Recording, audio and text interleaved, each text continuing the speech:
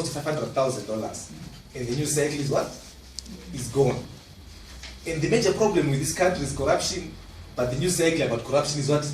It's our everyday story. In the city of Harare, it's massive corruption, but it's not the story of the day. That story is gone. That tells you something about the behavior, the beliefs of a society. So, during the liberation struggle, we are told, when you get, government, I see a man, so we steal from government. We bomb government institutions because we're fighting that government. So beyond 1980, people are still stealing from that government. That's why Mpoko could say, but you're demonstrating that I'm staying in a hotel, but it's being paid by government. He doesn't see that it's now a government of the people. To him, government resources must be what? Must be abused. It's about behaviors of people. It's about cultural norms of people. We don't see the problems that are supposed to be problems as problems. If you go to other countries, South Africa, President Jacob Zuma, returned millions of dollars to the state because the culture of the society is such that corruption is what? Is an issue. So we have a problem of behavior. So that's where we need to start from, making people understand that some of these things that we take lightly, just like bond notes. Yesterday, I think half of the people here were texting about bond notes, bond wives, bond food. We laugh about the serious issues. We trivialize. We trivialize the death of a country, death of a society. And life goes on just like that. So for me, that's where we need to start from. Taking the issues that concern this country seriously. At the highest level, it's not surprising that even the former prime minister of this country, President Sangrai, can actually put up a joke about bond notes. Today, he can put a joke about bond notes. So it's at that serious level that people take the serious things about our country as jokes, because it's not as serious as we take it. And for me, that's where the problem has to begin, that we need to shift the mindset of Zimbabweans. We need to shift the mindset of the leadership so that it takes the things that are supposed to be serious.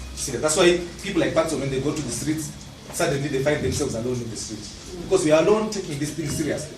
And the rest of Zimbabweans are walking scot-free. And that's why people can sleep in the queues at a bank. Because it doesn't click that, I put my money in the bank and I should get my money. People would rather sleep in the queue. And they don't find anything wrong about that. And when you go and mobilize those people, you are deemed politics now. That is where we should begin. Before we talk about where Zamara is an expert around tools, we should begin about that social change and transformation, making people understand that we have a serious business that we are dealing with. And then when we begin to understand our situation as it is, then we can begin a proper discussion. And then, of course, a sense of urgency. We do not have that sense of urgency because Zimbabwe is on it's right at that point where a country virtually collapses. And we don't have that sense of urgency. So institutions like Crisis convened here, Combined Hre Residents Association, and many other organizations, they are not projecting the sense of urgency that we see today. So it's the bond note story as usual.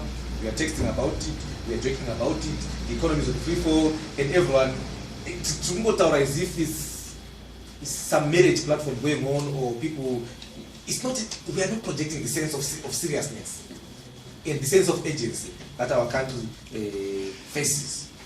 So I think that the other problem that we should focus on, beyond the behavior issues, is to try and ensure that we create the sense of urgency.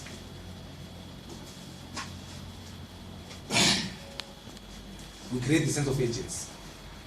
And as long as we don't create the sense of urgency, the poor man on the street doesn't understand the problem beyond the queues for cash. Because these people are taking us for a ride. They tell us they're bringing bond notes because they want to address a cash crisis. But you can tell that the objectives of the bond notes really have significantly changed. They are not going to address the cash shortages. And by December towards Christmas, we are going to be in an urgent crisis. So everyone, right now, most of the people in organizations, they are actually on shutdown mode. We want to close, for Christmas, we'll do these things next year. When the country is facing such a huge crisis, why are we not creating, or where are we failing in terms of creating, a sense of urgency?